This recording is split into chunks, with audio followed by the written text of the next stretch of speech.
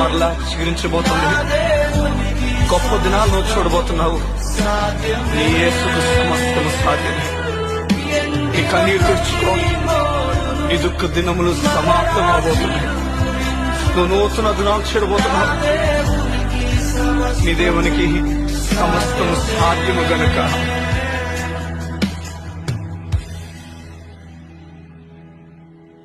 విలువేలేని నా జీవితం నీ చేతిలో పడగానే అది ఎంతో విలువని నాకు చూపితివే. జీవమే లేని నాలోని జీవమును నింపుటకు నీ జీవితాన్నే దారబోసితివే.